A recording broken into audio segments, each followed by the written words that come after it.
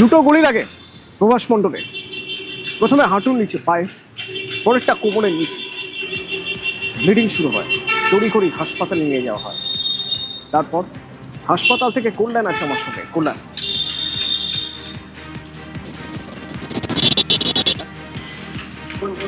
গুলি করার ঘটনা ঘটেছে, সেই গুলি করার পর তাকে কিন্তু এই বারুইপুর মহকুমা হাসপাতালে আনে পুলিশ, এবং সেখানে যখন আনে পুলিশ তখন কিন্তু ডাক্তাররা তাকে মৃত বলে ঘোষণা করে। এরপরেই পুলিশ সেই মৃতদেহ এই মুহূর্তে কিন্তু বারুইপুর যে মর্গ রয়েছে, বারুইপুর মর্গে রাখা রয়েছে।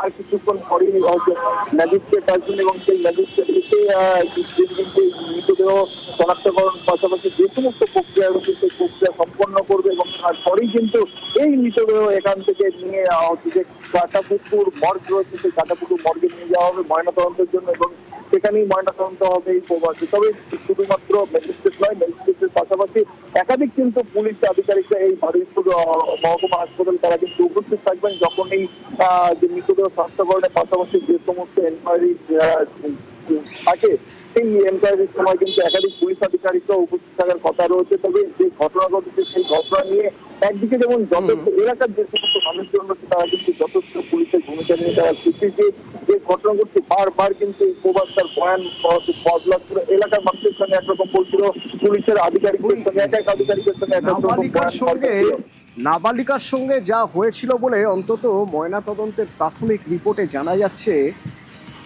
তা শিউরে ওঠার মতো নৃশংস ঘটনা।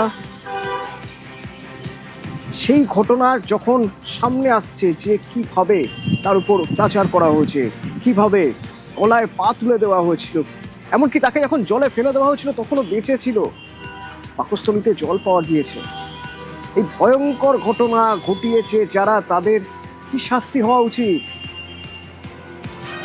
মা, ওই নাবালিকা মা বলছেন চরম শাস্তি দিতে হবে, যেন যতটা কষ্ট তার মেয়ে পেয়েছেন তারাও যেন ততটাই কষ্ট পায়। কি কথা হয়েছিল?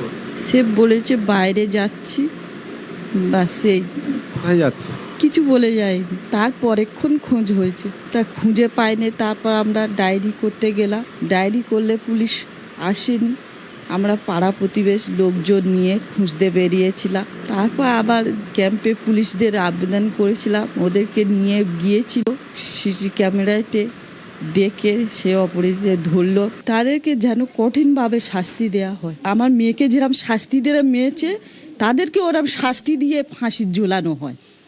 শুধু ফাঁসি দিলে তারা বেঁচে যাবে, তাদের ওইরকম অত্যাচার করে তবে ফাঁসি দেওয়া উচিত। তবে বাচ্চাদের ধরে ওরকম করতে গেলে রুক্ষা যেন